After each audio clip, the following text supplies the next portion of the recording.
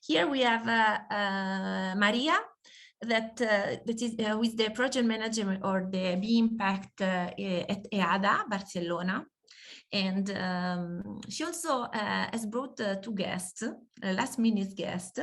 I wrote down the name because I didn't remember, Maria Jose and Marieka.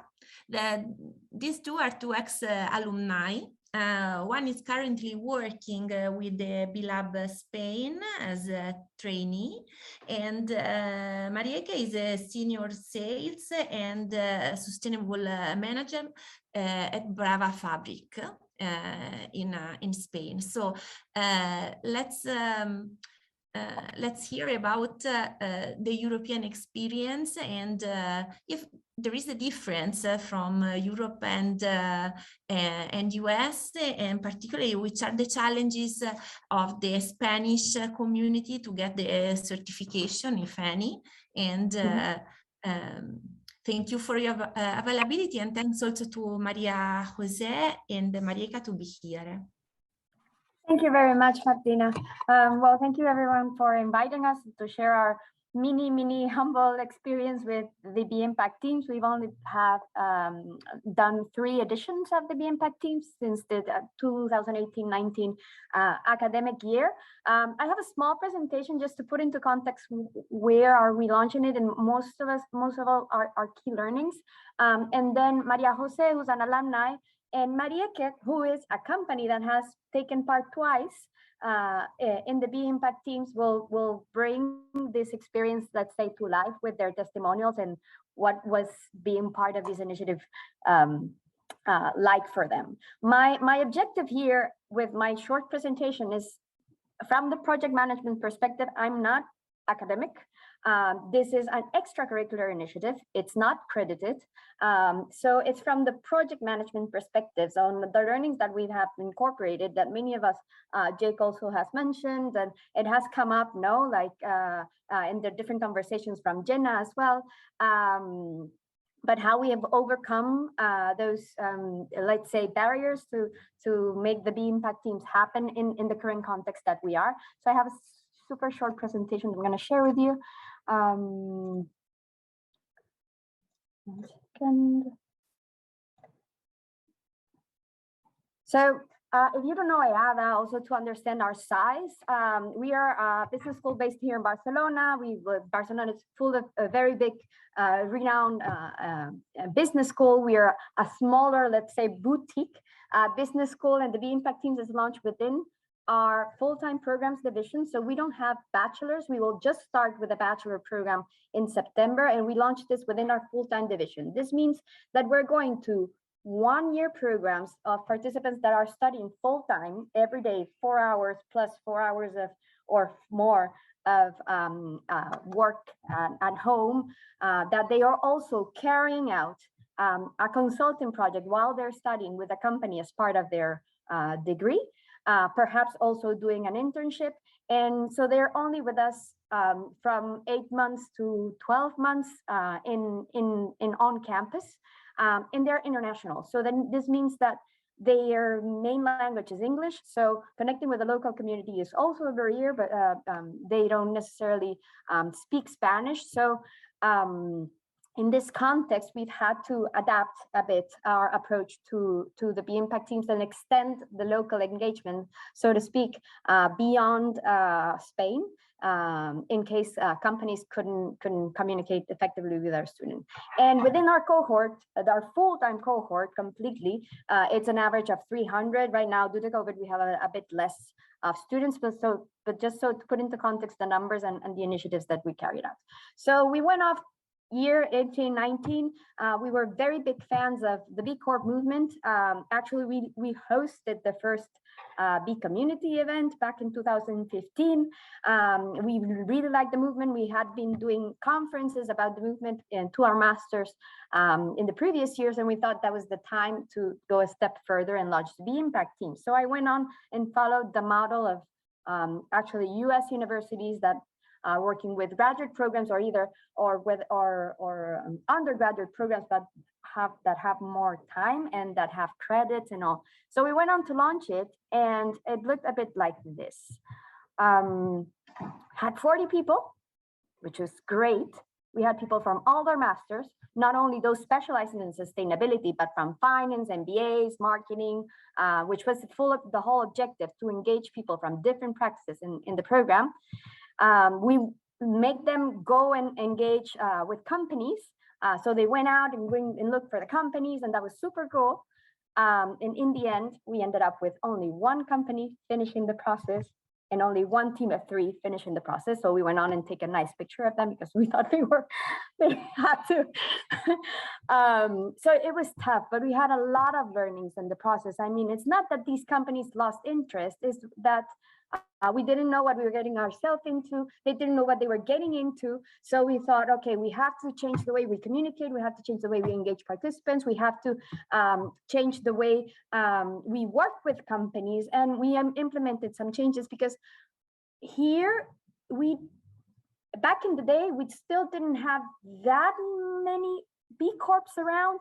And Valentina, you can correct me if I'm wrong. Right now we have a little bit over 100, but back in 2018-19, we didn't have many. The B Corp movement still was only around in Spain for 3 years, 4 years, more or less. It was not that known. And this is something we've kept. I mean, we are not only focusing on companies that want to certify as an end goal, but companies that want to say, okay, what is this about? I want to join this journey of transformation.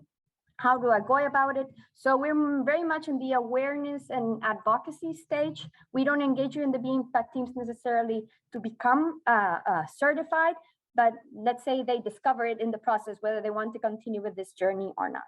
So some of the changes we implemented for the next edition is that company recruitment has to be school-led, but because we can lower a lot of barriers for them in explaining what they're getting themselves into, all the documentation that they have to be have prepared ahead. If there are any confidentiality issues, we can also make NDAs available, lower all the barriers and explain to them as much as we can. We think we as a school can help also participants in that and engage and bring more trust from the companies that are opening up literally to a team of students to analyze everything and tell them how well or how not so good they're doing in terms of measuring their impact. We also decided that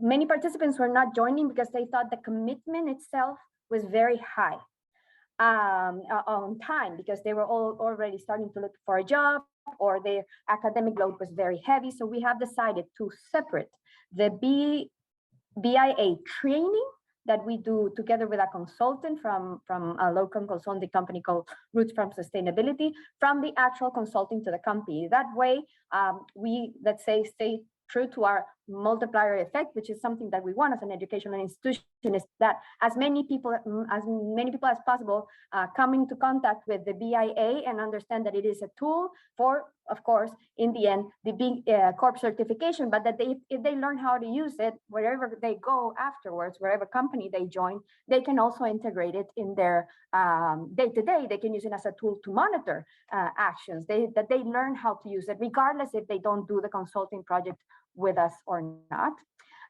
It's extracurricular also in the sense that we realized we cannot make this compatible with their current academic year. So actually, since 2020, we've started doing this over the summer. So participants stay 1 extra month connected and available, committing to carry on the B Impact teams.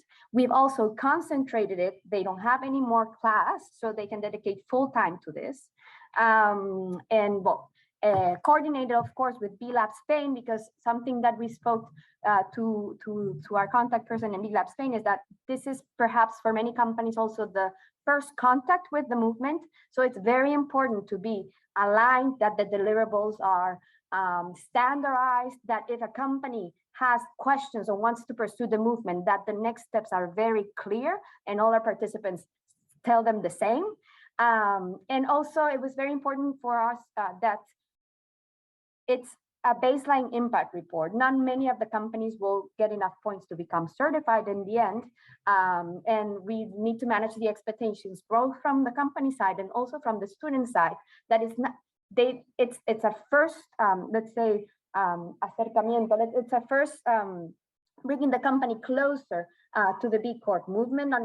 It's very unlikely, we only had that with one company, that they will become certified after the one edition of the B Impact teams. So we had to also limit the resources that we provided them to work on the B Impact teams. There are a lot of resources out there online, and sometimes they got overwhelmed with all the documentation, all the things that they had to check. So also that has helped us to make the B Impact teams more effective.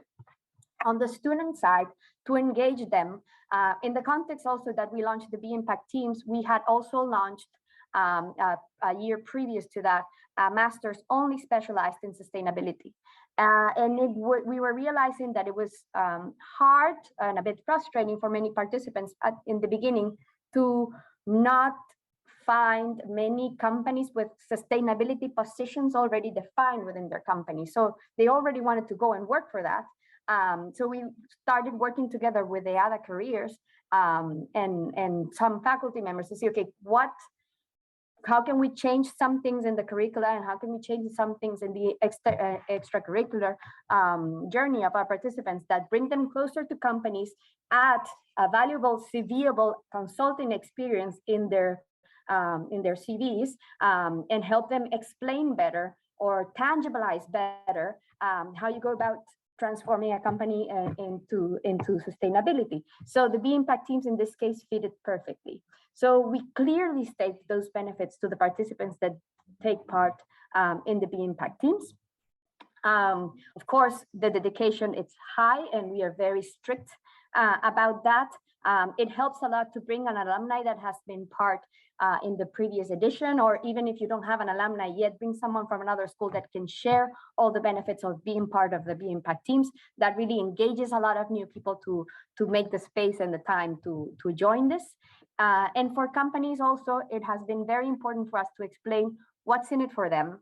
What do they get out of this? That there is no commitment to pursue the certification afterwards. So that has been a barrier often.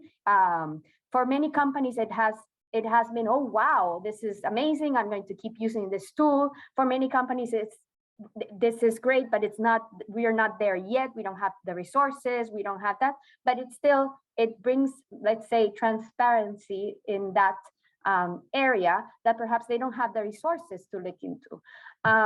It's very important also for all the documentation and to make the process easier for the students to engage with the companies at least 1 month prior with a very clear list of documents that you will need them to have available for the team. Of course, even if you give that list, sometimes it's very hard for them and there are always delays, but being very clear about the expectations, both on the student end and on the company end, it's very important that they know that sometimes there might be delays, sometimes they might be talking to someone that is not super engaged or super happy to be part of the project. Sometimes the company might be silent for a while. So being very clear about the expectation in the process keeps student knowing what to expect and not leaving halfway through the process. And also we have decided, since our experience, it's very concentrated when we engage companies, we tend to tell them, block these, let's say, slots in your calendar. This is when you should be meeting our team. This is when you should be providing X or Y information to our team. And this is when it will be delivered. So we really set the schedule for everyone to make it easier for them to join. And since last year, we've shared with them some conferences that explain more about the movement, what is it about, so that they are also aware and share it with the people that our students will need to speak to, so that they know what our students are working on. So this has been our experience so far. 1920 was quite a challenge. because we had to do everything online due to Corona, but it also opened the opportunity that not many companies locally were interested, but we engaged companies from abroad. So Organa, it's a company from the UK. Tunga is a company that is based in the Netherlands and in Kenya. Last year, we also had participant companies from abroad. Optimal Therapies is from Colombia, InStock is from the Netherlands, Around is from Italy, and the rest were local companies here. This is also to say that, see, if you have an international student body, well, take advantage of that. Let them share that they're part of the impact teams and that the school is calling for companies and projects. I mean, some of these companies were brought by the students that were taking part in it. And well, it's a way of also helping the B Corp movement expand abroad. But enough from my end. I wanted to give the floor to Maria Jose and Marika to share both, one, the student experience, and Marika to share the company experience. Brava has been with us twice. So in the 1920 edition, the students worked with them, gave them a roadmap. They joined on the 2021 edition to see where they were standing. And well, I leave Marika to share the rest of the part. So Maria Jose, I think they were online both. Yeah. Yeah, well, Marika, if you want to start, I can lend you a mic, or I could start also. Okay, I'll start then while Mark is here. So hello everyone, I'm Maria Jose. I'm an alumni from Colombia. I'm currently living right now in Barcelona, and mainly the biggest opportunity that the B-Impact teams created for me was to have a job here in Barcelona and to stay here. Because, well, I had the opportunity to work with two companies during the B-Impact teams. It was Optimal Therapies from Colombia and InStock from the Netherlands. And well, thanks to this experience, companies around Barcelona contacted EADA for a student with experience in the BIA, in which EADA recommended me, and well, I worked with them. And today this created the opportunity to stay inside the company as an analyst for the sustainable strategy for each company. Also, it created me the opportunity to be part today from B-Lab's teamwork.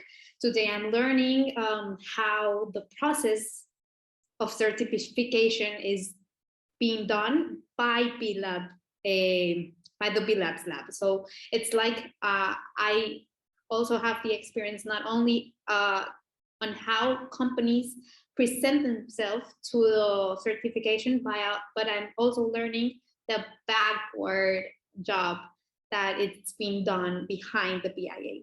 So it's been a very, very nice experience for me. And it's also easier for me as a trainee to understand better the process due to the fact that I already have been working with the BIA from the other side. So, well, basically what I've learned here in Spain, the main challenges would be, today we're promoting from B-Lab Spain an initiative to the government of Spain, so we can have a legal structure for business with purpose. So these businesses would have, of course, better opportunities in terms of taxes and stuff like that for being sustainable in a holistic way, of course. And yeah, as you can see, Valentina just shared our petition in Change. We're signing it so we can push the government to make this a reality. So more companies can see this as a very good opportunity, not just in a term of business. And on the other side, I would say that this, well, as being part of companies that are not just from Spain, but from other parties, companies here from Spain are getting this kind of push of becoming a B Corp. So as for Incapital, it's one of the companies that I currently work in, trying to get the certification. We've seen that our customers, not only B2C but B2B, are also pushing us to have a certification. So this also creates this kind of community between the companies that are B Corp, and well, they share like this dictionary of products around the B Corp certification. So customers have a better choices, and a lot of choices to, of course, have better they can choose more products that are sustainable and responsible.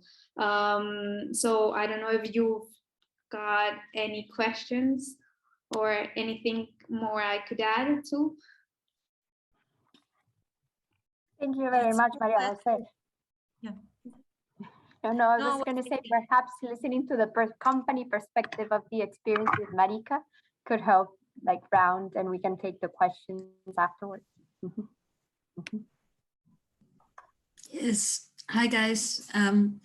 Well, thank you, first of all, both Marias, for the introduction and for letting us be a part of this, and in general for letting us as a company be a part of your project, because for us it was really the best way actually to introduce ourselves to the B Corp movement.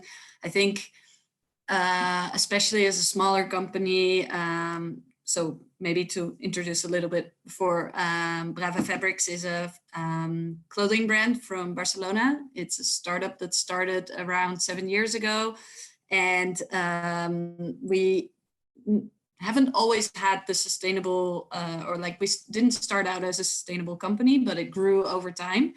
And we realized that for us, sustainability was really something that we kind of had a holistic view on. And none of the certifications really, except for B Corp, fit that mindset, in the sense that we really want to combine being a social enterprise with an environmental friendly enterprise. And I think that B Corp is really the only certification out there that really views the company and the impact as a whole.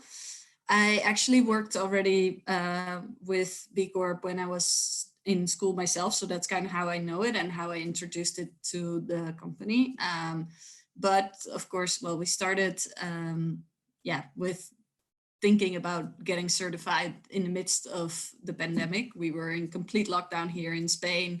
We had to do something. Everybody was like, okay, let's start. And then almost magically, Maria appeared in my inbox and asked us if we wanted to join. So this was amazing for us. It was perfect timing. We wanted to know where we were at, because I just started working for the company 5 months prior. And we didn't really know what we were missing. We didn't really know where to start even. So for us, it was really like a good push to have people look at the whole project and the bigger picture together with us. So the first time we did the project, we were at 30 points afterwards. And then we got the roadmap from the students, how to improve. For us, this was amazing to really have such a clear view on where to start, what to do, what are kind of like the boxes that we had to tick. And I think that especially because it's a program that is extracurricular, we really had people who were highly motivated to join the project, to, give basically their summer months in Barcelona, which luckily we have a lot of them. But it was super nice that they gave this extra time of their own to spend on our project. And it really felt like, working together, brainstorming together with the students on possible solutions. And I think it's a super great initiative, especially for companies that are a bit smaller, that maybe don't have the financial resources to immediately hire a team, as was mentioned, I think already prior by Nathan and Jake, that, you know, as a start, the project is really great. And then afterwards you can hire consultants for the really specialized stuff. So that's actually also what we did in the year after. We improved a lot. We had help of a project manager to help us guide through all the mountains of documentation that we had to go through and that we had to create. Because a lot of the policies that we had were all just verbal policies. We were back then a company of 12 people. So, you know, nothing was really registered in that sense. So we formalized everything. We really put in a lot of effort to make sure that, you know, all the I's were dotted.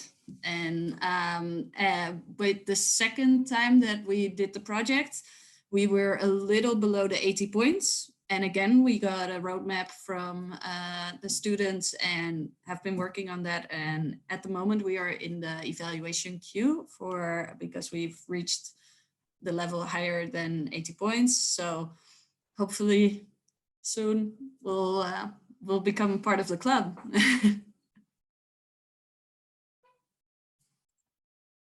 Thank you so much both for sharing your experience. I invited you very last minute to this, but it didn't make sense if I shared what we were doing if I was missing a student that had gone through the process and a company as well. So thank you very much for joining us. Do you have questions for the last presenting team from the EADA Business School?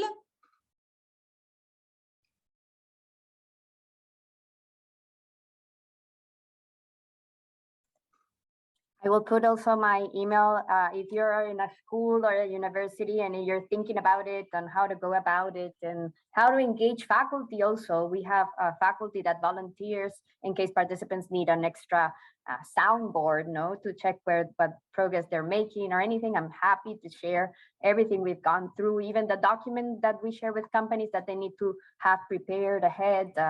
Don't doubt it, go for it. Getting credits at the beginning, it's very hard. I'm pushing for it to be included as a final project. It's tough. It's very bureaucratic in all educational schools, but do it extracurricular. You'll get the motivated ones. Work with those. And yeah, don't hesitate, because as a consulting experience for the participants, it's amazing. And you are raising awareness in a company or helping a company move towards that. So don't hesitate it. You don't need a lot of budget. You just need push and dedication.